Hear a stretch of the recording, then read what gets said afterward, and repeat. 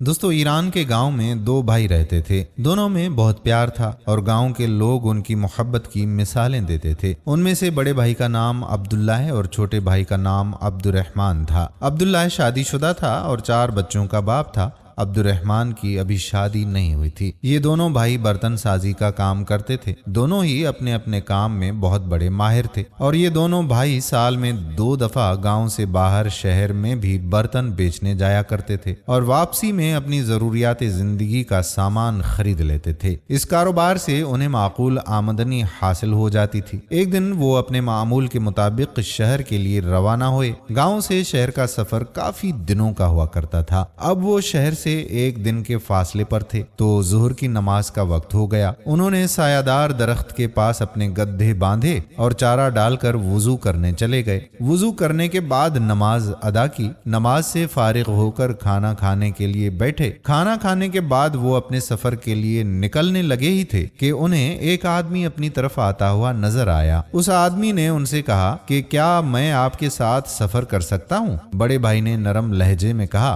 कि आप हमारे साथ सफर कर सकते हैं। आदमी ने उनका शुक्रिया अदा किया और उनके साथ ही सफर पर निकल पड़ा। वो लोग रास्ते में बातें भी करते रहे, एक दूसरे को अपना हसब नसब भी बता रहे थे। छोटा भाई किसी काम से थोड़ा सा आगे चला गया तो आदमी ने मौके का फायदा उठाया और बड़े भाई के पास चला गया और कहा कि क्या जो माल आप लोग बेचने के बाद कमाते हो उसको आधा आधा करते हो? बड़े भाई ने कहा कि हाँ, हम आधा आधा करते हैं। फिर आदमी बोला कि तुम तो शादीशुदा हो, तुम्हारे तो बच्चे भी हैं और तुम काम भी उससे ज्यादा करते हो, तुम्हारा हिस्सा तो ज्यादा बनता है। बड़ा भाई सोच में पड़ गया। इसी तरह उस आदमी ने बाद में छोटे भाई से कहा कि क्या जो माल आप लोग बेचने के बाद कमाते हो उसको आधा आधा करते हो? छोटे भाई ने भी कहा हाँ, हम आधा आधा करते हैं। उस आदमी ने कहा कि तुमने तो अभी शादी भी करनी है, तुम्हारी तो शादी के भी खर्चे हैं और तुम काम भी ज्यादा करते हो, तुम्हारा हिस्सा तो ज्यादा बनता है ना। छोटा भाई भी सोच में पड़ गया। इसी तरह जब उस आदमी को मौका मिलता तो कभी बड़े भाई के कान भरता और कभी छोटे भाई के। अगले दिन ये दोनों भाई शहर पहुंचे और नमाज जुम्मा अदा किया। जुम्मे के खुतबे में इमाम साहब ने कहा कि शैतान 2 भाइयों के दरमियान विसविसा डालता है और दोनों को आपस में लड़वाता है, इसलिए जब भी शैतान आए तो ला हौला वला कुव्वत इल्ला बिल्लाह पढ़ लिया करो। जुम्मे के बाद दोनों भाइयों ने दुआ पढ़ी और वो आदमी गायब हो गया। उनके दिल में जो एक दूसरे के लिए बुग़्ज़ जमा हो रहा था वो खत्म हो गया। दोनों भाइयों ने अल्लाह का शुक्र अदा किया और इमाम साहब का भी शुक्रिया अदा करके